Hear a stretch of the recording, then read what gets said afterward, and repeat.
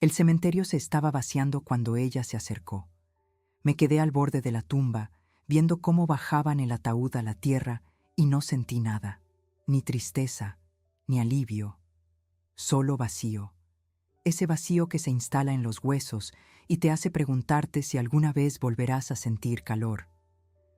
La gente me había tocado el hombro toda la tarde, susurrándome cosas que no podía oír, dándome el pésame como si fueran billetes arrugados. Asentí. Les di las gracias.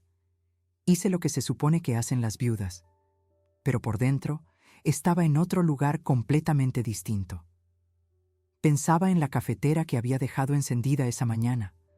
Pensaba en que tendría que cancelar la cita de Medicare que habíamos programado para la semana siguiente. Pensaba en cualquier cosa menos en que Thomas se había ido. Era más joven que yo. Quizá rondaba los 40, con el pelo oscuro recogido en un moño y unos ojos que parecían haber llorado durante días. No la reconocí, al menos no de inmediato. Estaba a solo unos pasos, aferrada a su bolso contra el pecho como si pudiera protegerla de algo, y cuando nuestras miradas se cruzaron, se estremeció, mucho, como si la hubiera golpeado. Casi aparté la vista. Casi fingí no haberla visto, pero algo en su rostro me paralizó. Culpa, pura e innegable. Esa clase de culpa que deja huella en la piel y te roba el sueño. Dio un paso adelante, se detuvo. Dio otro paso.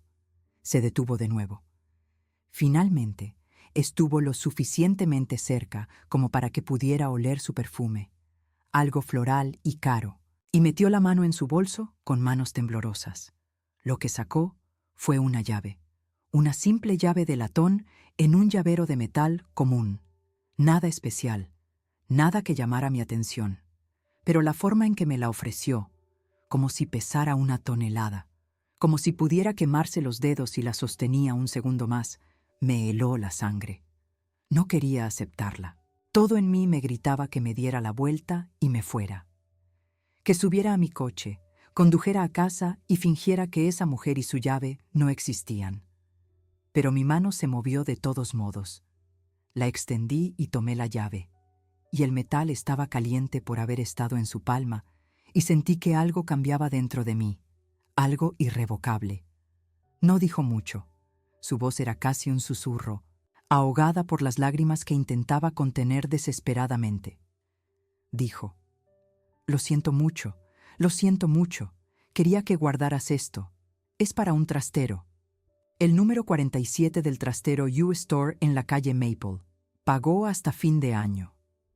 Luego puso un papel en mi otra mano, y al mirar hacia abajo vi una dirección escrita con una letra que no reconocí. No era la letra pulcra y cuidadosa de Thomas.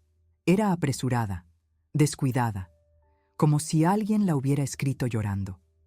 Se dio la vuelta y se marchó antes de que pudiera preguntar nada, antes de que pudiera exigirle saber quién era, qué significaba esa llave y por qué estaba en el funeral de mi marido mirándome como si fuera un fantasma.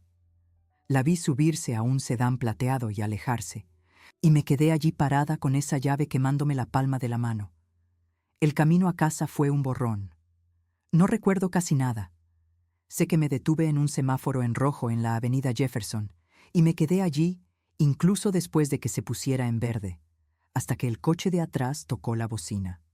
Sé que entré en el garaje y me quedé sentada en el coche durante 20 minutos, mirando la casa donde Thomas y yo vivimos durante décadas, la casa donde criamos a nuestros hijos, donde discutíamos, reíamos y nos acomodábamos a nuestras rutinas, donde lo vi consumirse durante los últimos 2 años, su cuerpo deteriorándose lentamente mientras yo intentaba mantener todo a flote. Medicare cubría algunos de los gastos. No era suficiente. Nunca era suficiente. Nuestro plan de jubilación, 401k, se vio afectado por la caída del mercado, y entre las facturas médicas, los medicamentos y los cuidadores a domicilio, gastamos casi todos nuestros ahorros. Volví a trabajar a tiempo parcial en la biblioteca solo para poder mantenernos a flote. Y durante todo este tiempo, Thomas estaba tan arrepentido, tan avergonzado de que su cuerpo estuviera fallando, de que ya no pudiera mantenernos, de que yo tuviera que cargar con esa responsabilidad. o al menos eso creía. Ahora, sentada en mi coche con la llave de un trastero del que nunca había oído hablar, sentí un frío que me recorría el pecho. ¿Qué había en ese trastero? ¿Por qué lo había pagado Thomas? ¿Y quién era esa mujer? Las preguntas me rondaban como buitres, hurgando en mi dolor hasta que dejó de ser dolor. Era ira, ardiente, punzante y desconocida. Claro que ya había sentido ira antes. Ira contra los médicos que no pudieron salvarlo. Ira contra las aseguradoras que rechazaron las reclamaciones. Ira contra Dios por permitir que la gente buena sufriera. Pero esto era diferente. Esto era personal. Iba dirigido a Thomas, y me hacía sentir culpable y furiosa a la vez. ¿Cómo se atrevía a morir y dejarme con tantos misterios? ¿Cómo se atrevía a elegir el camino fácil mientras yo me quedaba aquí recogiendo los pedazos? Entré, y la casa estaba demasiado silenciosa. Llevaba semanas así, desde que Thomas ingresó en cuidados paliativos en casa. Pero este silencio era distinto. Era permanente, definitivo. De esos silencios que te dan ganas de gritar solo para oír algo, lo que sea, que lo rompa. Dejé el bolso en la encimera de la cocina y me quedé mirando la llave. Ahí estaba, brillando bajo la luz fluorescente, burlándose de mí con su sencillez. «Ve a ver», susurró una voz en mi cabeza. «Mira qué hay ahí dentro. Quizá no sea nada. Quizás sean sus viejos aparejos de pesca o cajas de documentos, o algo completamente inocente». Pero sabía que no era así. No mandas a una mujer llorando a entregar una llave en un funeral si lo que hay dentro es inocente. No pagas un depósito secreto durante años sin decirle nada a tu mujer si no hay nada que ocultar. Preparé café, fuerte y negro, justo como Thomas lo odiaba. Siempre le añadía crema y 3 cucharadas de azúcar, convirtiéndolo en algo que apenas se parecía a café. Me burlaba de él por eso. Lo llamaba niño. Él sonreía, me besaba la frente y decía que probablemente tenía razón. Dios, cuánto extrañaba esa sonrisa. Incluso ahora, incluso con esta llave atormentándome, extraño la forma en que me miraba por la mañana.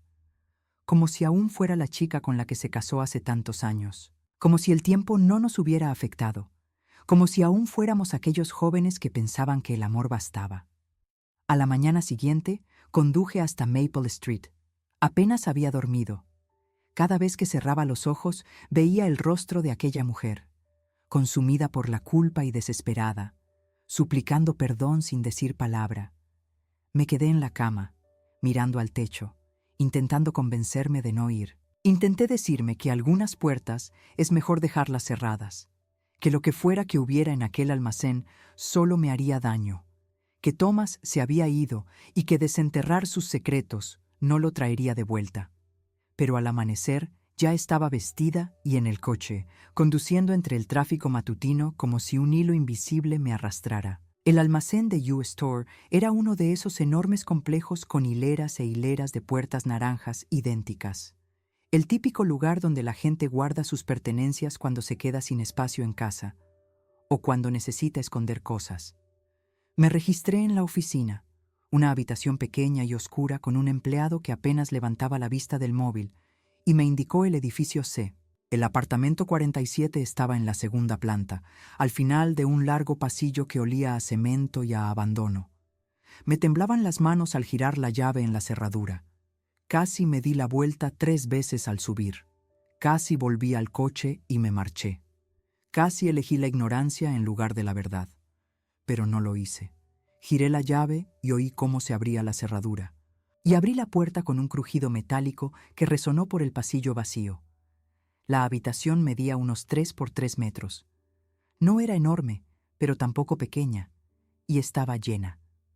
Cajas apiladas contra las paredes, un archivador en la esquina, y en el centro, sobre una mesa plegable, un portátil. No era el portátil de Thomas. Conocía su portátil. Este era diferente, más nuevo. Entré y la puerta se cerró de golpe tras de mí, haciéndome sobresaltar. El aire estaba viciado y frío, y podía ver mi aliento formando pequeñas nubes frente a mi cara. Me acerqué primero al archivador, con el corazón latiéndome tan fuerte que pensé que se me iba a salir del pecho. Los cajones no estaban cerrados con llave, se abrieron fácilmente, dejando al descubierto carpetas organizadas con la precisión característica de Thomas. Extractos bancarios, facturas de tarjetas de crédito, recibos, todos de años atrás. Tomé el primer extracto bancario y se me entumecieron las manos. Era de un banco del que nunca había oído hablar. Una cuenta solo a nombre de Thomas, y el saldo me hizo temblar las piernas. $73,000. Tomé otro extracto. 68,000. Otro. 81,000. Las cifras fluctuaban, pero siempre eran altas, siempre sustanciales. Dinero cuya existencia desconocía. Dinero que podría haber salvado nuestra casa, que podría haber pagado un mejor tratamiento, que podría habernos dado opciones cuando tuve que elegir entre comprar comida y tomar medicinas. Sentí la bilis subirme a la garganta. La vista se me nubló. Me dejé caer con fuerza en el suelo de cemento e intenté respirar hondo para contener la rabia que me consumía. Él tenía dinero, todo este tiempo, mientras yo me mataba trabajando en la biblioteca, mientras vendía las joyas de mi madre para pagar las facturas, mientras me quedaba despierta por las noches calculando y recalculando nuestras finanzas, intentando encontrar la manera de que todo cuadrara. Tenía dinero escondido en cuentas secretas, depósitos y quién sabe dónde más. ¿Por qué? ¿Por qué haría esto? ¿Qué podría justificar semejante engaño? Quería gritar, quería romper algo. Quería que Thomas estuviera vivo para poder exigirle respuestas y verlo retorcerse bajo el peso de sus mentiras. Pero estaba muerto. 2 metros bajo tierra, fuera de mi alcance, fuera de mi responsabilidad. Y me quedé aquí, con la prueba de su traición en las manos, sin nadie a quien dirigir mi ira. Me obligué a mantenerme en pie, a seguir mirando, a descubrir la magnitud del asunto. Los extractos de la tarjeta de crédito mostraban cargos regulares en restaurantes a los que nunca había ido, hoteles en ciudades a las que supuestamente Thomas iba por congresos de trabajo, joyerías, floristerías.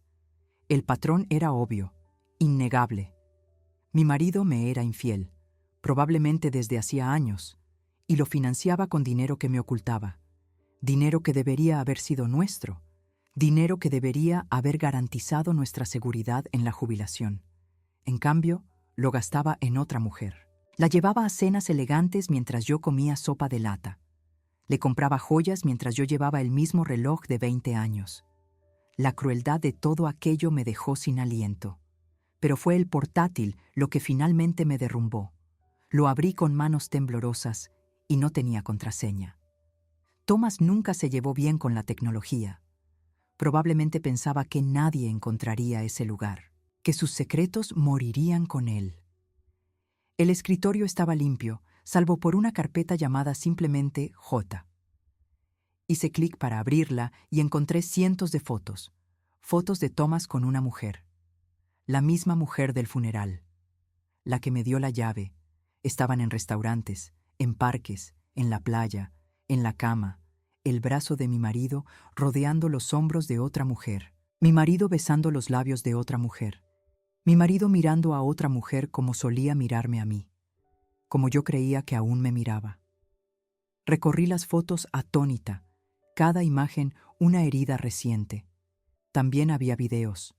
No pude obligarme a verlos. Con solo ver las miniaturas me bastaba. Las fechas y horas se remontaban a años atrás. Al menos 5 años.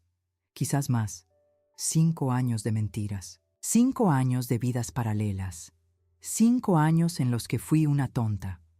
Pensé en todas las veces que Thomas trabajó hasta tarde, en todas las conferencias a las que asistió, en todos los viajes de negocios que lo mantenían lejos de casa por la noche. ¿Acaso algo de eso era real? ¿O eran solo excusas para estar con ella?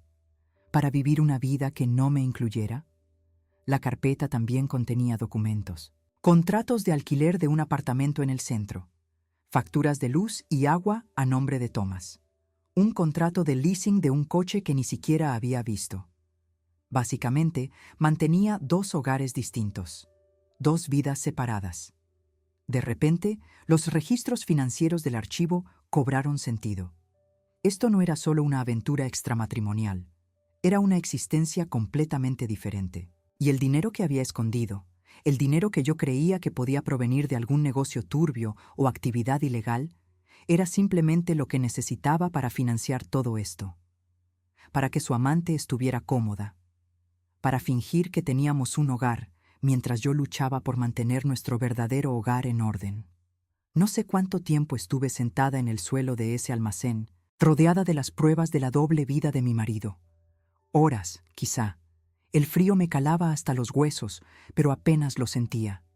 Estaba demasiado entumecida, demasiado conmocionada. Tantas emociones luchando por dominarme que terminé sin sentir absolutamente nada.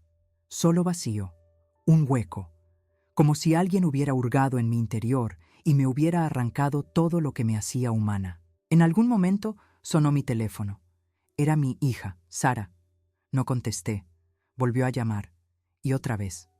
Colgué. No podía hablar con nadie. No podía fingir que estaba bien. No podía seguir interpretando el papel de la viuda desconsolada cuando en realidad yo era la tonta traicionada. Finalmente me obligué a moverme, a recoger unos documentos, a cerrar el portátil y guardarlo bajo el brazo, a cerrar esa puerta naranja y echar la llave. Caminé por el pasillo como un fantasma, mis pasos resonando en el vacío. Subí al coche. Conduje a casa en piloto automático. Me detuve en el garaje y me senté allí, mirando la casa que de repente parecía un mausoleo, un santuario para una vida que nunca había sido real. Cada recuerdo estaba ahora empañado. Cada momento de felicidad era ahora sospechoso. ¿De verdad me amaba Thomas? ¿O solo era conveniente? ¿La opción estable? ¿La que le daba hijos y respetabilidad mientras él buscaba emociones en otra parte? Esa noche sonó el timbre. Lo ignoré. Volvió a sonar. Insistente, insistente. Finalmente, me arrastré hasta la puerta y encontré a Sara allí, con el rostro tenso por la preocupación. Entró en casa sin esperar invitación, hablando rápidamente de que había estado llamando todo el día y que estaba a punto de denunciar su desaparición. Miré a mi hija, a esa mujer a la que crié, a la que amé y por la que me sacrifiqué, y quise contárselo todo. Quise mostrarle las pruebas y dejar que se enfadara conmigo, que odiara a su padre en mi nombre. Pero las palabras se me atragantaron.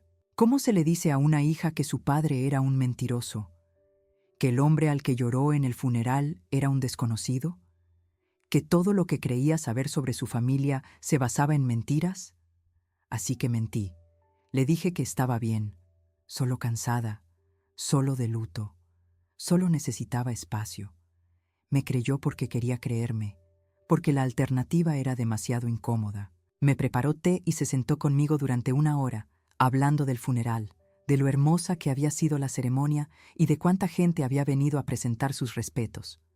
Asentí en los momentos oportunos, hice los sonidos apropiados, interpreté mi papel, y cuando finalmente se fue, arrancándome la promesa de que la llamaría si necesitaba algo, cerré la puerta con llave y grité en la almohada hasta quedarme afónica. En los días siguientes me obsesioné. Analicé cada documento de ese trastero. Comparé los extractos bancarios con las entradas de mi diario. Reconstruí una cronología de las mentiras de Thomas. La aventura había empezado hacía 6 años, no 5. La conoció en una conferencia en Denver. Se llamaba Jennifer. Trabajaba en ventas farmacéuticas. Nunca se casó. No tenía hijos. Tenía 41 años cuando se conocieron. Lo suficientemente joven como para seguir siendo interesante. Lo suficientemente mayor como para saber lo que hacía. Se veían al menos una vez por semana durante toda la relación. A veces más. Thomas le alquiló un apartamento en un buen barrio, pagando $1,500 al mes de alquiler, más las facturas. Le compró un coche, un Honda Civic, sensato. Le regaló joyas por su cumpleaños y Navidad. Pendientes de diamantes, una pulsera de zafiros. Cosas que nunca le vi comprarme a mí. El impacto financiero fue devastador. Durante los 6 años de su relación, Thomas gastó casi $200,000 en Jennifer. $200,000 que deberían haber sido nuestra reserva financiera, nuestra seguridad, nuestro futuro. En cambio, se gastaron en cenas, hoteles, alquiler y regalos para una mujer que no significaba nada para nuestra familia, que no aportó nada a la vida que construimos, que simplemente estaba ahí para aprovecharse. Y lo hizo. Le robó el tiempo a mi esposo, su atención, su cariño, su dinero. Todo lo que yo creía mío, a ella le pertenecía, y yo era completamente ajena a ello. Pero lo que más me atormentaba no era el dinero, ni siquiera la traición en sí. Era darme cuenta de lo poco que realmente conocía a mi marido. Creía que éramos muy unidos. Creía que nos lo contábamos todo. Él creía que éramos compañeros en el sentido más estricto de la palabra. Pero, claramente, me equivocaba. Thomas era capaz de un engaño extraordinario, de mirarme a los ojos cada día y mentirme, de abrazarme por la noche y luego ir a abrazar a otra persona, de construir todo un mundo secreto sin cometer jamás un desliz que me hiciera darme cuenta. ¿Qué decía eso de nosotros? ¿De mí? Estaba tan absorta en mi propia vida que no me percaté de ninguna señal. ¿O es que Thomas simplemente era muy bueno ocultando? Empecé a notar cosas que antes me habían pasado desapercibidas. La forma en que siempre dejaba el teléfono boca abajo, cómo protegía su computadora con contraseña, aunque decía que era por seguridad. Las veces que se duchaba en cuanto llegaba a casa después de supuestos eventos laborales. Las excusas para no ir a las reuniones familiares. El distanciamiento que se fue formando entre nosotros con los años, que yo atribuía al estrés y a su enfermedad, pero que probablemente solo era culpa y lealtad dividida. Todas esas pequeñas señales de alerta que ignoré o justifiqué porque confiaba en él, porque creía en nuestro matrimonio, porque fui una ingenua. 2 semanas después del funeral, Jennifer me llamó. Había encontrado su número en la agenda de Thomas y llevaba días mirándolo fijamente, intentando decidir qué hacer. Pero ella se me adelantó. Sonó mi teléfono, el número era desconocido, y algo me impulsó a contestar. Su voz era débil, entrecortada. Dijo que necesitaba hablar conmigo, que necesitaba explicarse. Quise colgar, quise decirle que ya había sufrido bastante, pero la curiosidad pudo más que yo. Así que acepté encontrarme con ella en una cafetería del centro. Un lugar neutral, un sitio público, un lugar al que podría ir si la situación se volvía insoportable. Ya estaba allí cuando llegué, sentada en una mesa de la esquina con 2 tazas de café intactas. Tenía peor aspecto que en el funeral, profundas ojeras. El pelo necesitaba un lavado. La ropa le quedaba grande, como si hubiera adelgazado. Genial, pensé con malicia. Que sufra, que sienta al menos una parte de lo que siento yo. Pero cuando me miró y vi la genuina angustia en su rostro, parte de mi ira se atenuó, no mucho, pero lo suficiente para sentarme frente a ella en lugar de irme. Empezó a hablar y la dejé.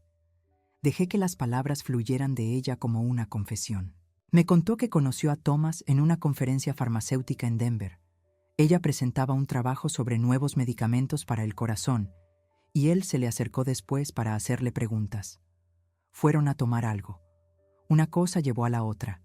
Sabía que él estaba casado, sabía que estaba mal, pero aún así se enamoró de él. Dijo que Thomas le había dicho que nuestro matrimonio estaba acabado en todo menos en el nombre, que seguíamos juntos por las apariencias, por los niños, que planeaba dejarme en cuanto nuestra hija menor se graduara de la universidad.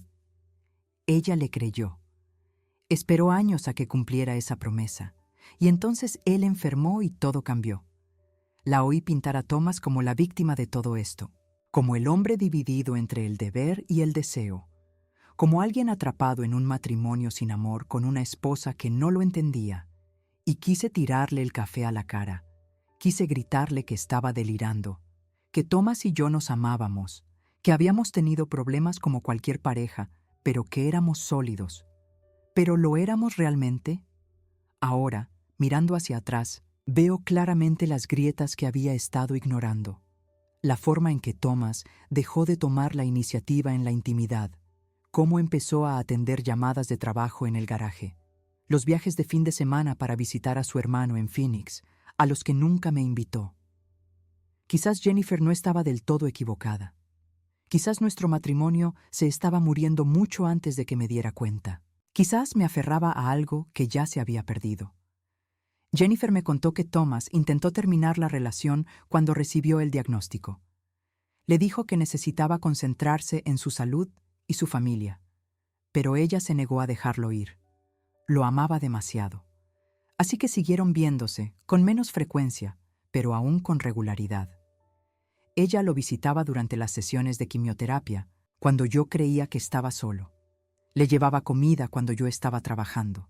Le tomaba la mano, escuchaba sus miedos y lo consolaba de maneras que ni siquiera sabía que necesitaba.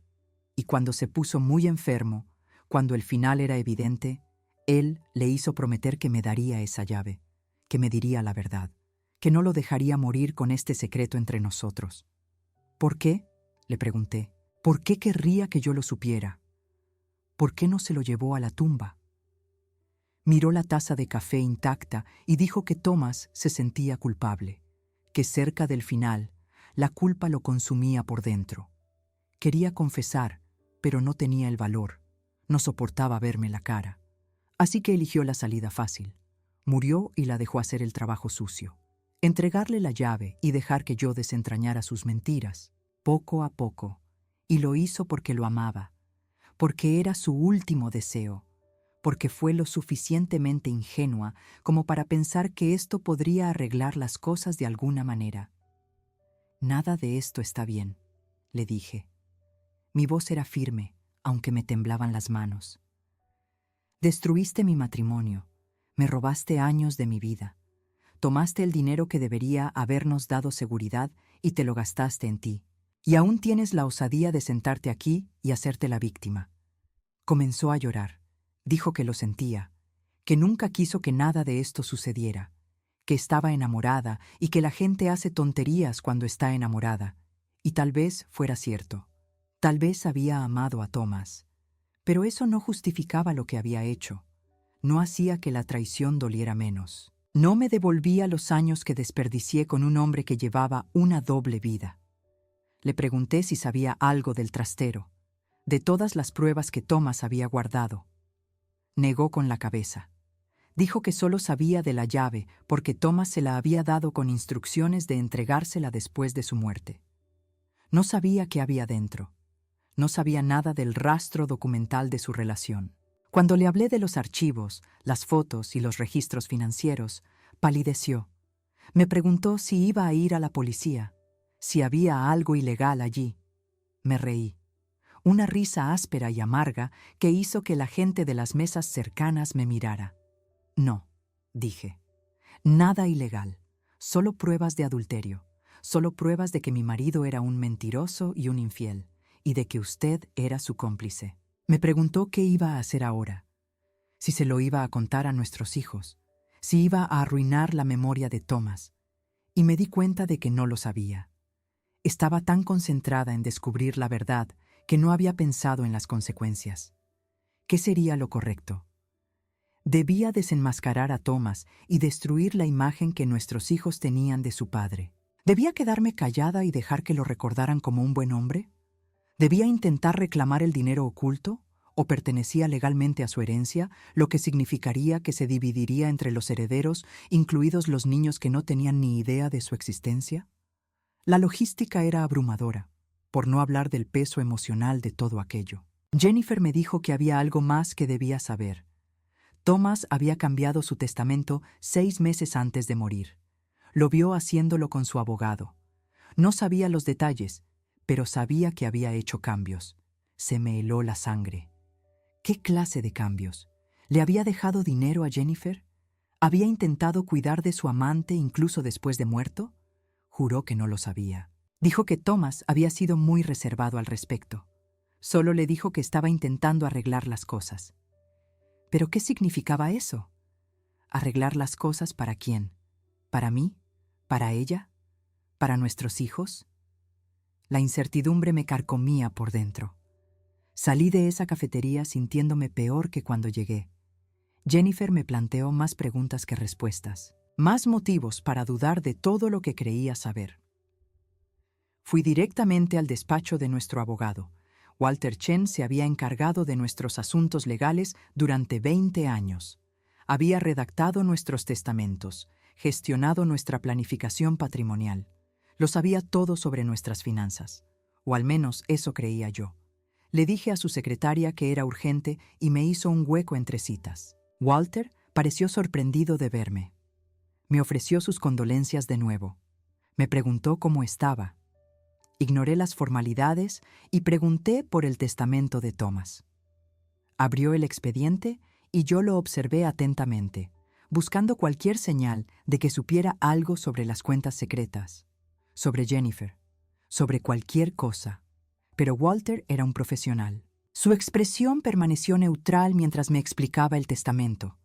Thomas me lo había dejado todo: la casa, su jubilación, sus prestaciones de la seguridad social, todo. No había ninguna mención de Jennifer, ningún legado misterioso, nada que pareciera fuera de lo común. Excepto... Walter vaciló. Dijo que había una cláusula que Thomas había añadido recientemente. Un fondo fiduciario para nuestros nietos, $25,000 para repartir entre ellos para su educación.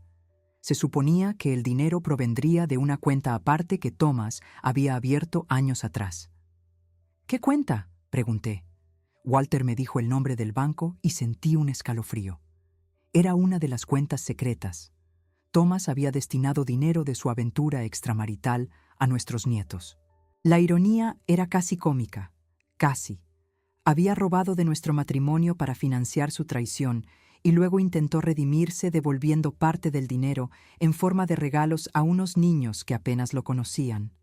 Nuestro hijo vivía en California, nuestra hija en Texas. Thomas veía a sus nietos quizá 2 veces al año. Eran tan pequeños que apenas lo recordaban, pero él quería asegurar su futuro. Quería ser recordado como el abuelo generoso. Quería comprar la absolución con el dinero que me había ocultado. Le pregunté a Walter si sabía algo de esas cuentas.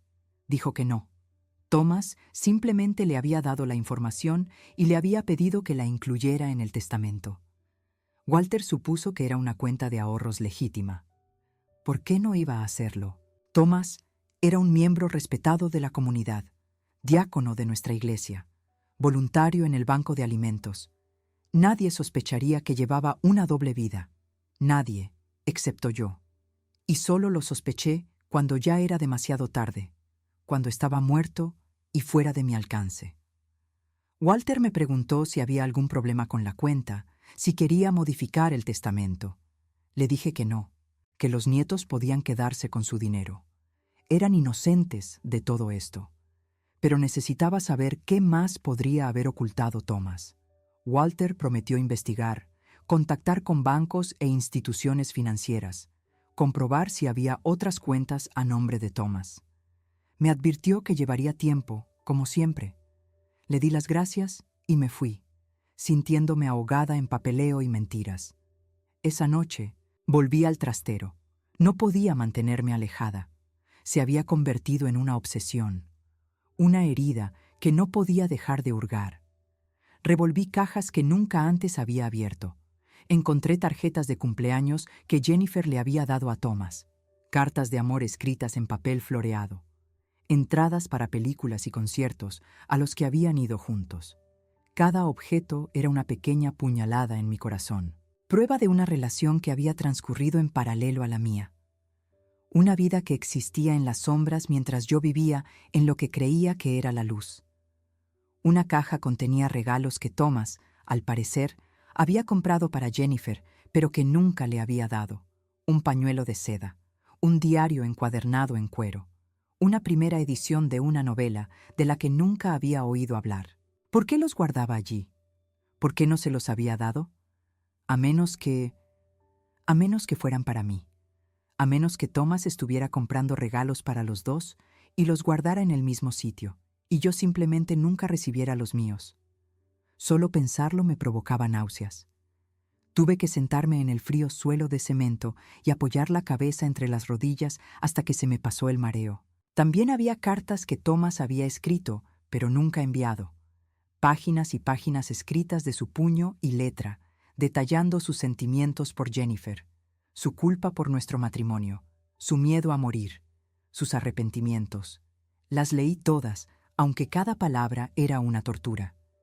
Escribió sobre cómo su amor por mí había disminuido gradualmente, cómo la llama se había apagado y no había sabido cómo reavivarla, cómo había intentado ser un buen esposo, pero sentía que solo actuaba por inercia, cómo conocer a Jennifer lo había hecho sentir vivo de nuevo, joven de nuevo, como si la vida aún tuviera posibilidades.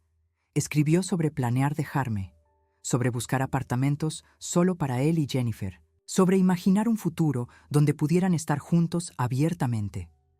Pero entonces nuestra hija se divorció y volvió a vivir con nuestros nietos durante 6 meses. Y luego la madre de Thomas enfermó y la cuidé hasta que falleció. Y luego el propio Thomas enfermó, y nunca era el momento adecuado. Las excusas se acumularon hasta que dejarme se volvió imposible. En una carta escrita unos meses antes de morir, Thomas escribió que nos amaba, que nunca había dejado de amarme, pero que también amaba a Jennifer, que estaba atrapado entre 2 vidas y 2 mujeres, y que no sabía qué elegir, que era un cobarde que había optado por la salida fácil. No hacer nada, mantener ambas relaciones con la esperanza de que, de alguna manera, todo se solucionara. Mentirle a todo el mundo, incluso a sí mismo. Escribió que merecía estar enfermo, que el cáncer probablemente era su castigo por ser una persona tan terrible, que tal vez la muerte lo resolvería todo, nos liberaría de él. Lloré al leer esa carta. Lloré de verdad, por primera vez desde que encontré la llave. No porque sintiera lástima por Thomas, sino porque me di cuenta de que estaba tan atrapado como yo, tan confundido y en conflicto como yo. No era un villano que quisiera hacerme daño a propósito. Era un hombre débil que tomó malas decisiones y luego no tuvo el valor de afrontar las consecuencias. Era humano, imperfecto, egoísta y cobarde, pero humano. Y de alguna manera, eso lo empeoraba todo. Porque no podía odiarlo de verdad si lo comprendía. No podía considerarlo un monstruo si solo lo veía como alguien que se metió en una situación que no podía controlar. Pero comprender no significaba perdonar. Seguía sintiéndome traicionada, seguía sintiendo rabia, seguía queriendo gritarle a su tumba y exigir respuestas a preguntas que jamás podría contestar. Recogí las cartas y me las llevé a casa. Las añadí a la creciente pila de pruebas en mi habitación de invitados. La habitación que antes era de Sara. La habitación donde había estado construyendo mi caso contra un hombre muerto. Porque en eso se había convertido todo. Un juicio donde Thomas no estaba allí para defenderse, donde yo era juez, jurado y verdugo, donde yo podía decidir cómo se recordaría su historia. Nuestros hijos empezaron a hacer preguntas. Sara me llamó para ver cómo estaba y me comentó que había revisado algunos correos antiguos de Thomas y había encontrado cargos extraños en sus extractos de tarjeta de crédito. Nada alarmante, dijo, pero sí inusual. Cenas caras, estancias en hoteles. ¿Sabía algo? Mentí como era de esperar. Le dije que Thomas a veces invitaba a clientes a cenar, que eran gastos de empresa. Pareció satisfecha con la respuesta, probablemente porque no quería pensar demasiado en las posibles consecuencias. La gente cree lo que quiere creer, lo que le resulta cómodo, lo que no sacude su visión del mundo. Pero sabía que era cuestión de tiempo que la verdad saliera a la luz, antes de que alguien empezara a investigar y descubriera lo que yo ya había descubierto. Antes de que Jennifer se emborrachara y se lo confesara a una amiga, quien se lo contó a otra, quien finalmente se lo contó a alguien que conocía a nuestra familia. Los secretos no permanecen enterrados. En realidad, no. Siempre encuentran la manera de salir a la superficie, por mucho que los entierres. Y cuando eso sucediera, cuando la verdad inevitablemente explotara, tendría que decidir de qué lado estaría. ¿Defendería la memoria de Thomas y fingiría no saber nada? ¿Admitiría que había descubierto su infidelidad, pero que había optado por mantenerla en secreto? ¿Lo expondría todo y dejaría las consecuencias al azar? Me encontré pasando en coche frente al apartamento de Jennifer, el que Thomas le había alquilado. Estaba en un edificio bonito, con piscina y gimnasio, el típico sitio donde viven jóvenes profesionales. Me senté en el coche al otro lado de la calle y me quedé mirando por la ventana. Vi su sombra moverse tras la cortina. Me pregunté qué estaría haciendo, si estaría pensando en Thomas, si estaría sufriendo o si ya lo habría superado. Una parte de mí quería ir allí y enfrentarme a ella de nuevo, exigirle que me explicara cómo podía vivir consigo misma, cómo podía dormir por las noches sabiendo lo que había hecho. Pero otra parte de mí sabía que no serviría de nada. Jennifer ya me había dado todas las respuestas que tenía. El resto tendría que averiguarlo por mi cuenta. Empecé terapia, no porque quisiera, sino porque Sara insistió. Decía que me veía deprimida, distante. No era yo misma. Le preocupaba que me costara superar la muerte de Thomas. Si tan solo supiera... Elegí una terapeuta en el pueblo de al lado, un lugar donde nadie me reconocería, un lugar donde podría ser sincera sin preocuparme por los chismes. Se llamaba doctora Patricia Hammond y era quizás 10 años menor que yo, con ojos amables y voz suave. Me senté en su consultorio, con su luz tenue y arte abstracto, y le conté todo. Sobre la llave, el depósito, Jennifer, el dinero y las mentiras. Me escuchó sin juzgarme, sin escandalizarse, como si escuchara historias así todos los días. Quizás así fuera. Me preguntó qué quería, qué resultado me haría sentir mejor. Le dije que no lo sabía, que estaba tan furiosa que no veía con claridad, que sentía como si Thomas hubiera muerto 2 veces. Una físicamente y otra cuando descubrí quién era en realidad, que lloraba a un hombre que nunca existió. El hombre con quien creía haberme casado, el hombre con quien había construido mi vida.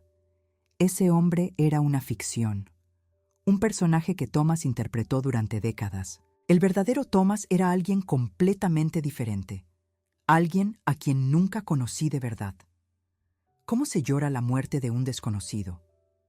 La doctora Hammond me preguntó si había considerado la posibilidad de que ambas versiones de Thomas fueran reales, que las personas no somos unidimensionales, que Thomas pudo haber amado a Jennifer y a mí. Pudo haber sido un buen padre y un esposo infiel. Pude haber sido generosa y egoísta a la vez.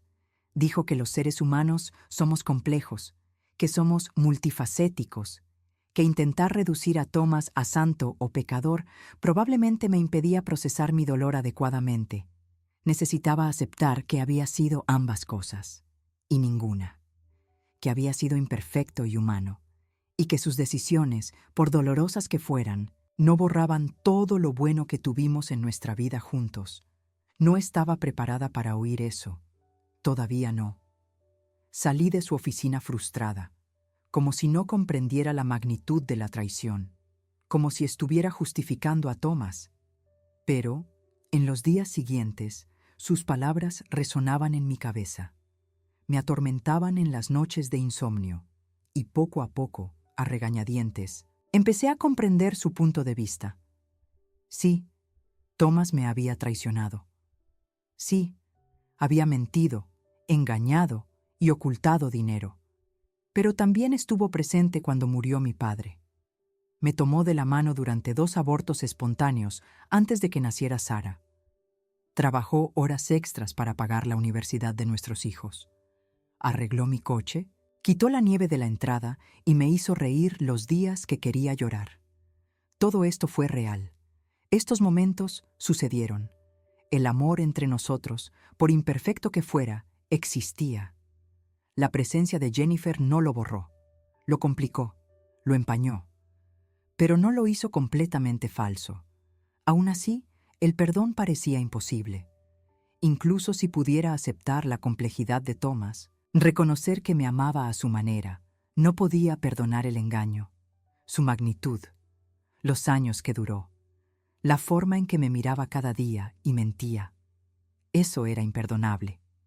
Y ni siquiera estaba segura de querer perdonar. Quizás aferrarme al enojo sería mejor. Quizás me protegería del dolor más profundo que yacía debajo. el dolor de saber que pasé décadas con alguien capaz de tal deshonestidad, que valoraba su propia comodidad por encima de mi derecho a la verdad, que eligió el camino fácil en lugar del camino más difícil de la honestidad. Decidí contárselo a Sara. No todo, pero sí lo suficiente. Merecía saber que su padre no era perfecto, que había cometido errores graves, que la vida que mostrábamos como familia no era tan sólida como aparentábamos. La invité a cenar un viernes por la noche. Sin pensarlo mucho, preparé el plato favorito de Thomas: roast beef con zanahorias y patatas, galletas caseras y tarta de manzana de postre. Sara llegó con flores y una botella de vino. Me dio un beso en la mejilla y me dijo que tenía mala cara. Charlamos de cosas triviales mientras cenábamos. Hablamos de su trabajo, de sus hijos, del tiempo, todos esos temas seguros que no requerían verdadera vulnerabilidad. Después de cenar, nos sentamos en la sala con nuestro vino y le conté que había descubierto algo después del funeral, algo que había cambiado mi perspectiva sobre Thomas. Sara palideció. Dejó con cuidado su copa de vino. Me preguntó si Thomas había estado enfermo más tiempo del que sabíamos, si había ocultado un diagnóstico peor. Negué con la cabeza. Le dije que no se trataba de su salud, se trataba de sus decisiones, de cosas que había hecho y que yo había descubierto recientemente. Me pidió que fuera directa, que dejara de andarme con rodeos. Así que lo hice. Le dije que Thomas tenía una aventura, que llevaba años ocurriendo, que había pruebas, que lo había descubierto todo. El rostro de Sara oscilaba entre emociones tan rápidamente que era imposible seguirlas. Conmoción, negación, ira, dolor. Me preguntó si estaba seguro, si tal vez lo había entendido mal. Le mostré algunas de las pruebas que había traído del depósito. Le mostré los extractos bancarios, algunas fotos, no muy íntimas, una de las cartas. Lo leyó todo con manos temblorosas y luego rompió a llorar. Mi hija, fuerte y capaz, que siempre se había mantenido firme, se derrumbó en mi sala. Dijo que no podía creerlo, no podía creerlo. Papá no haría esto. Papá te quería. Eran una pareja sólida. Eran la pareja que todos querían ser. Le dije que yo también había pensado lo mismo, que a mí también me había impactado, pero la evidencia era irrefutable. Thomas llevaba una doble vida. Sara preguntó por la mujer. ¿Quién era? Si la había conocido. Le hablé de Jennifer, del encuentro en la cafetería, de cómo Jennifer decía amar a Thomas, de cómo él, al parecer, también la amaba. Sara preguntó si Thomas planeaba dejarme, divorciarse de mí para estar con ella. Dije que no lo sabía, que las cartas sugerían que lo había pensado, pero que nunca lo había hecho, que tal vez había sido demasiado cobarde, o tal vez nos amaba a las dos y no podía elegir.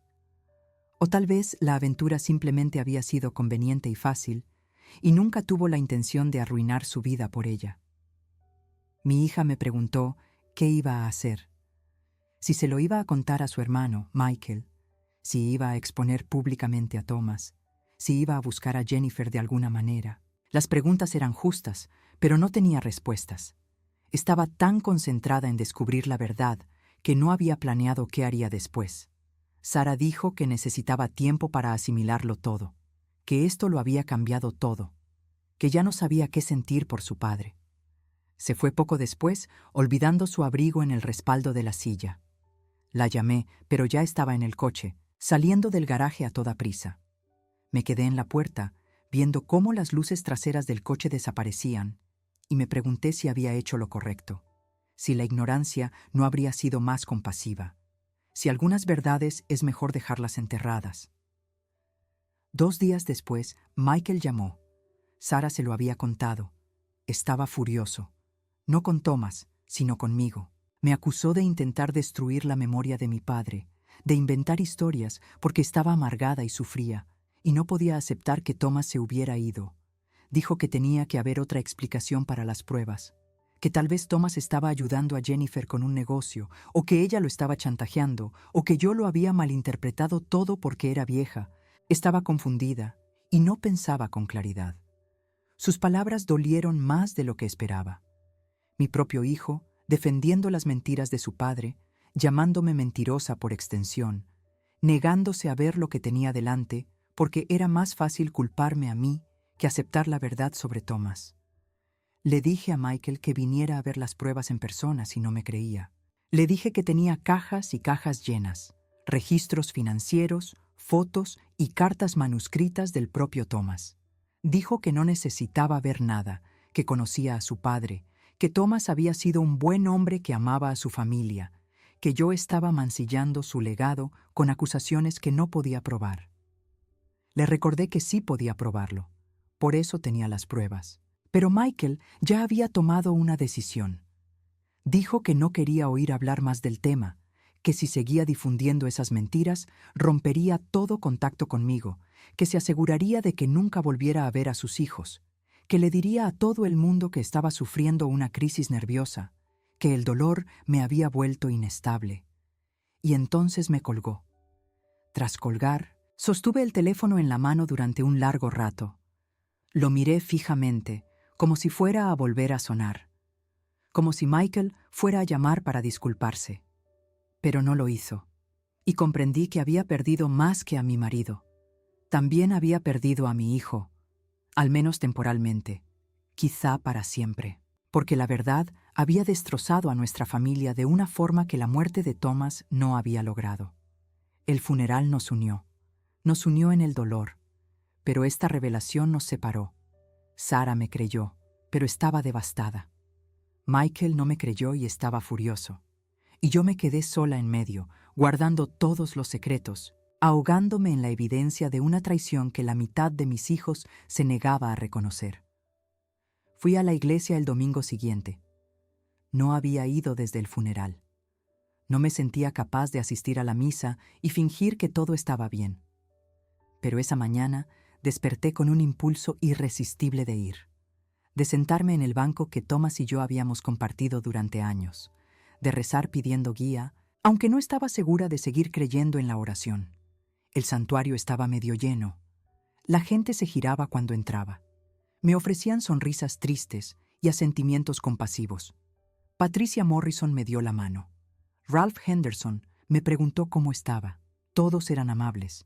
Todos tenían buenas intenciones, pero su lástima era asfixiante. Me veían como la viuda desconsolada, la mujer que había perdido a su amado esposo. No tenían ni idea de quién era realmente Thomas, de lo que realmente había hecho. Y yo no podía contárselo. No podía destruir sus ilusiones como las mías habían sido destruidas. El sermón trataba sobre el perdón. Claro que sí. El pastor Williams habló de dejar ir el resentimiento, de cómo aferrarse a la ira solo nos perjudica, de cómo Dios nos llama a perdonar, incluso cuando es difícil, incluso cuando la persona que nos hirió no lo merece.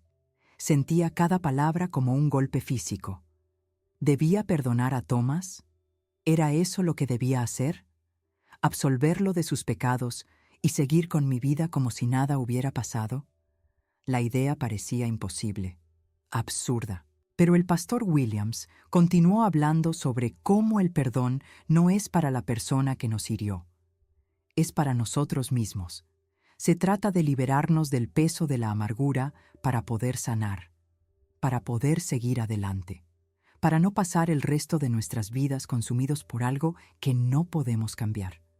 Después del servicio, me quedé en el estacionamiento viendo a la gente irse, familias apiñadas en minivans, parejas tomadas de la mano caminando hacia sus autos. Todos seguían con su vida normal mientras la mía se había desmoronado. Jennifer probablemente estaba en casa, o tal vez en otra iglesia, o quizás ni siquiera iba a la iglesia. Tal vez era atea, tuvo una aventura con un diácono y no se daba cuenta de la ironía. Tal vez estaba de luto, o tal vez ya había rehecho su vida. Había encontrado a otro hombre casado al que aferrarse, otra vida que arruinar. La incertidumbre era una tortura en sí misma. En lugar de ir a casa, conduje hasta el almacén. Iba casi a diario. Se había convertido en un ritual, una forma de autocastigo. Me sentaba en el suelo, rodeada de las pruebas de la traición de Thomas, e intentaba comprenderlo todo. Intentaba encontrar algún patrón o explicación que aliviara el dolor. Pero no lo había. La gente engaña, miente, lleva una doble vida. Sucede a diario. Yo no era especial. Mi dolor no era único. Solo era otra mujer sorprendida por una infidelidad. Otra estadística. Otra historia con moraleja. Pero ese día, sentada en esa cámara frigorífica, algo cambió dentro de mí. Miré a mi alrededor, a todas las cajas, archivos y fotos, y me di cuenta de que le estaba dando demasiado poder a Thomas. Incluso muerto, controlaba mi vida, dictaba cómo empleaba mi tiempo, consumía mis pensamientos, me robaba la paz. Se lo permití. Le entregué mi autonomía, mi alegría y mi futuro porque estaba demasiado centrada en su pasado, tan obsesionada con sus errores que no podía ver mi propia vida desarrollarse a mi alrededor. Mis nietos estaban creciendo, mi hija me necesitaba, mis amigos estaban ahí si los necesitaba. Pero estaba atrapada en esa cámara frigorífica, atrapada en esas mentiras, incapaz de avanzar porque estaba demasiado ocupada mirando hacia atrás. Empecé a empacar mis cosas, no todo. Dejé los documentos financieros para que los manejara el abogado. Dejé la información de las cuentas, los contratos de alquiler y todas las pruebas que pudiera necesitar en caso de problemas legales. Pero las fotos fueron a una caja, las cartas a otra, los regalos, las tarjetas y las entradas, todo guardado. Metí todo en el coche y conduje hasta el vertedero municipal. Pagué la tarifa. Entré por las puertas hasta la sección donde queman la basura y lo tiré todo allí. Vi cómo las cajas caían al pozo donde las llamas ya consumían la basura de otra persona. El pasado de otra persona. El dolor de otra persona. Las fotos se arrugaron y se desvanecieron. Las cartas se convirtieron en cenizas. Toda la evidencia de la relación de Thomas y Jennifer se desvaneció en el aire mientras yo permanecía allí, llorando. No porque estuviera triste, sino porque estaba dejando ir, porque elegía dejar de cargar con ese peso. Porque perdonar, comprendí, no significaba decir que lo que hizo Thomas estaba bien. Significaba aceptar que sucedió y decidir no dejar que definiera el resto de mi vida.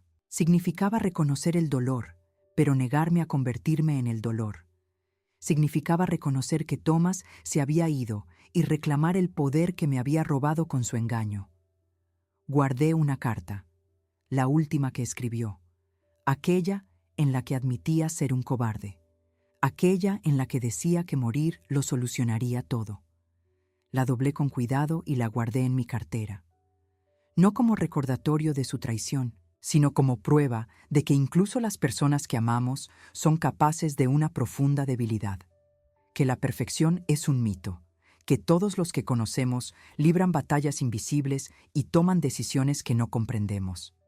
Thomas había sido humano, imperfecto, egoísta y débil, pero también cariñoso, generoso y presente en la medida en que era capaz de serlo.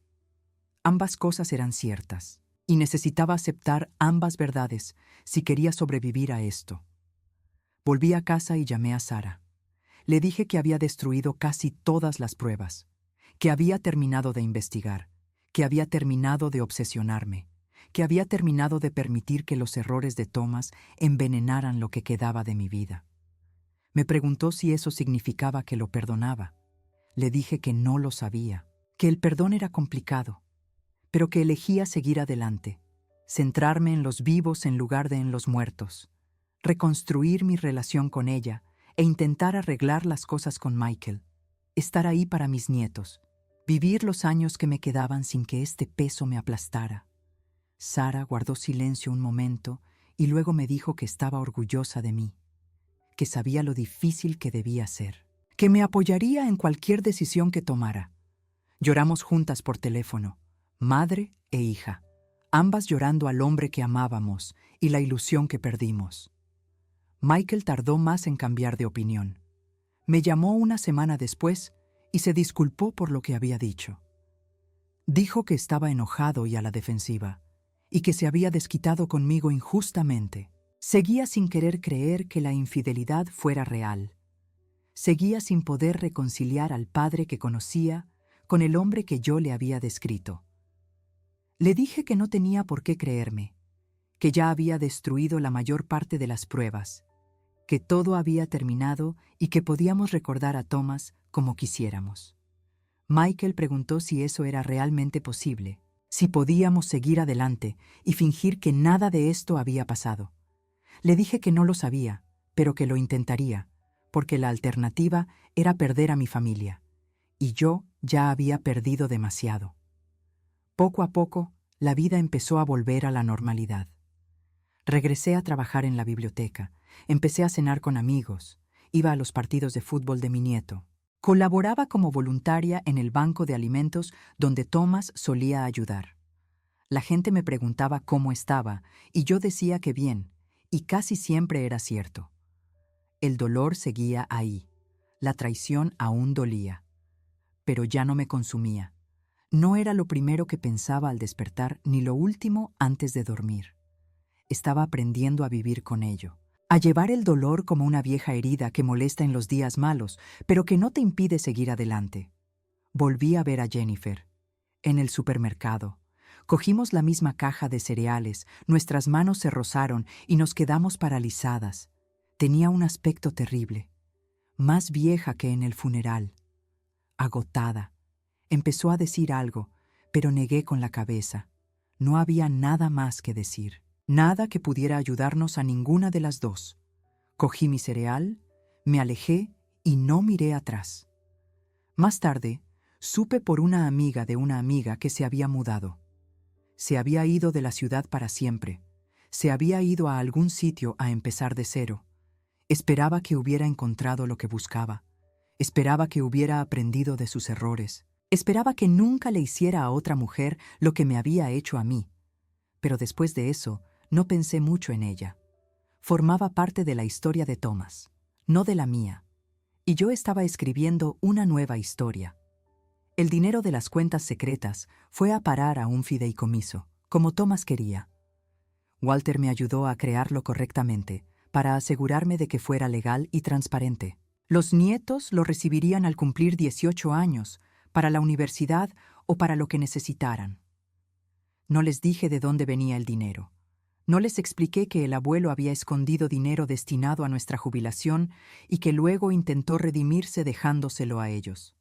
Solo sabrían que el abuelo les había dejado un regalo, que se preocupaba por su futuro. Eso bastaba. Que debían atesorar los buenos recuerdos, que debían creer que era el hombre que creían que era. Hay verdades demasiado duras para que los niños las soporten. La doctora Hammond y yo seguimos reuniéndonos cada 2 semanas. Hablamos de todo, del duelo, del perdón y de seguir adelante, de lo que significa amar a alguien a pesar de sus defectos, de reconstruir la confianza cuando se ha perdido, de encontrarle sentido a la vida tras una pérdida. Nunca me dice qué hacer ni cómo sentirme. Simplemente escucha, hace preguntas y me ayuda a encontrar mis propias respuestas. Ha sido bueno, necesario, un espacio seguro donde desahogarme sin ser juzgada, sin tener que proteger los sentimientos de nadie ni lidiar con el dolor de nadie más que el mío. A veces, muy tarde en la noche, cuando no puedo dormir, pienso en Thomas. Me pregunto si estará en algún lugar observándome, si sabe que lo descubrí, si se arrepiente de lo que hizo, o si la muerte lo ha absuelto de todas las preocupaciones terrenales. Imagino la conversación que nunca tuvimos, aquella en la que yo lo confrontaría y él se explicaría, y tal vez con el tiempo llegaríamos a algún tipo de entendimiento. Pero estas conversaciones solo ocurren en mi cabeza. En realidad, Thomas se llevó sus respuestas a la tumba. Me dejó sola para lidiar con las consecuencias. Y tal vez sea lo correcto. Tal vez esa sea la consecuencia final de la decepción. Después de morir, no controlas la historia. No puedes defenderte, disculparte ni arreglar las cosas. Solo dejas evidencia, preguntas y personas que tienen que aprender a vivir con lo que hiciste. Estoy aprendiendo a vivir con esto. Algunos días son más difíciles que otros. Algunos días la ira regresa con más fuerza que nunca. Algunos días extraño tanto a Thomas que me duele físicamente. Algunos días agradezco que la verdad haya salido a la luz, porque vivir en la ignorancia habría sido una prisión. Estoy aprendiendo que todos estos sentimientos pueden coexistir, que el duelo no es lineal, que sanar no significa olvidar, que se puede amar a alguien y estar furioso con esa persona al mismo tiempo, que la vida es confusa y complicada, y rara vez se ajusta a categorías claras de bien y mal, víctima y villano. Lo que sé ahora es que sobreviví. La revelación que debería haberme destruido no lo hizo. Me doblegué, pero no me quebré. Sufrí, pero no me rendí. Sentí el dolor, pero no dejé que me consumiera. Y en eso reside mi poder, en saber que soy más fuerte de lo que creía, en comprender que puedo afrontar tormentas que jamás imaginé poder enfrentar, en darme cuenta de que mi identidad no está ligada a ser la esposa de Thomas, que soy una persona independiente, con mi propia vida y mi propio futuro, que yo decido qué viene después. Ni Thomas, ni Jennifer, nadie más, solo yo. Todavía vivo en nuestra casa, todavía duermo en nuestra cama, todavía veo el fantasma de Thomas en cada rincón, pero ahora la estoy convirtiendo en mi hogar, reacomodando los muebles, pintando las paredes, colgando cuadros nuevos, creando un espacio que refleje quién soy ahora, no quiénes éramos antes. Es un trabajo lento, doloroso a veces, pero necesario. Estoy reconstruyendo, recuperando. Me niego a dejar que la traición de Thomas defina mi hogar o mi vida. Este es mi espacio, mi santuario, mi futuro. Y lo estoy llenando con cosas que me dan alegría en lugar de recuerdos que me causan dolor. La llave ahora está en mi joyero, esa llave de latón que lo empezó todo. La guardé como recordatorio, no de la traición de Thomas, sino de mi propia resiliencia, del hecho de que afronté la verdad cuando podría haberme rendido, de que no elegí la cómoda ignorancia, de que soy valiente incluso cuando no me siento valiente, de que puedo sobrellevar las dificultades, de que la vida después de la devastación es posible, de que la sanación, aunque nunca completa, siempre está disponible si estamos dispuestos a luchar por ella. A veces miro esa llave y recuerdo todo lo que abrió, todo el dolor, la ira y la pena, pero también la fuerza, la claridad, la libertad que proviene de conocer la verdad, por muy fea que sea. Si has leído hasta aquí, gracias por escuchar. Gracias por ser testigo de mi dolor y mi sanación. Gracias por no juzgarme por las decisiones que he tomado, por comprender que no hay respuestas fáciles cuando se trata de amor, pérdida y traición. Si mi historia te ha resultado significativa, te agradecería que le dieras a me gusta.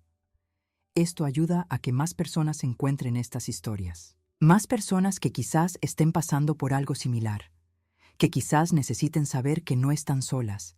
Y si aún no te has suscrito, por favor, considera suscribirte. Tengo más historias que compartir, más verdades que contar, más pruebas de que podemos sobrevivir a cosas que nunca creímos posibles. Deja un comentario y dime qué harías en mi lugar. ¿Cómo reaccionarías al descubrir que tu pareja lleva una doble vida? ¿Se lo dirías a tus hijos? ¿Confrontarías a la otra persona? ¿Perdonarías o guardarías rencor? Quiero escuchar tus pensamientos, tus experiencias, tu sabiduría. Y si tienes tiempo, mira algunas de las otras historias en este canal.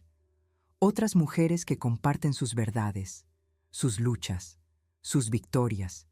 Estamos todos juntos en esto, todos intentando encontrarle sentido a vidas que rara vez lo tienen, todos haciendo lo mejor que podemos con lo que nos ha tocado. Gracias de nuevo por estar aquí, por escuchar, por preocuparse. Significa mucho más de lo que se imaginan.